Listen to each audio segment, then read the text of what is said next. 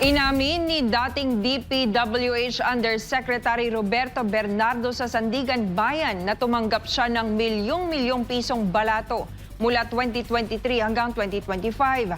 Ang pera ay galing umano sa mga manumalyang flood control projects ni dating Congressman Zaldico. Yan at iba pang detalye sa report ni Kai Villan. Nakitang nagpupunas ng luha si dating DPWH Undersecretary Roberto Bernardo matapos tumistigo dito sa pagdinig sa Sandigan Bayan. Kaugnay ito ng kasong malversation of public funds laban kina dating Congressman Zaldico, Gerald Pacanan at iba pang opisyal ng DPWH. Habang nananatiling at large o pinaghahanap ang kongresista, dumalo naman sa paglilitis ang mga kapwa-akusado nito. Sa testimonya ni Bernardo, inamin niyang tumanggap siya ng milyong-milyong balato mula kay Zaldico na tinawag niyang token of gratitude. Natatakot din umano siyang matanggal sa pwesto kung tatanggihan ang pera dahil makapangyarihan si Ko bilang chairman ng Appropriations Committee noon.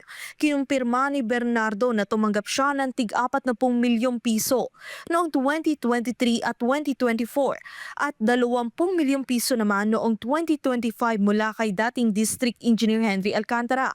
Sinabi umano ni Alcantara na ang porsyentong ito ay galing kay Zaldico. Bukod dito, tumanggap din daw siya ng 10 milyong piso bawat taon mula kay dating Regional Director Gerald Pacanan. Nilinaw ni Bernardo na hindi siya ang direktang kumukuha ng pera mula kay Pacanan. Ang kanya umanong driver na si Isko at aide na si Virgil Nino Garcia ang tumatanggap nito para sa kanya. Samantalang mariing tinutulan ng kampo ni Pacanan ang testimonya ni Bernardo. Ayon kay Attorney Manilastas, irrelevant o walang kinalaman ang testimonya dahil hindi nabanggit ang mga specific contract ID ng mga proyekto. Iginiit din ng depensa na hindi dapat tanggapin ang testigo dahil si Zaldico ay isang fugitive from justice at wala pa sa jurisdiksyon ng korte. Gayunpaman, pinayagan ng korte na magpatuloy ang pagtestigo ni Bernardo. Nagbabala ang korte sa parehong panig na magsumite ng tamang ebidensya.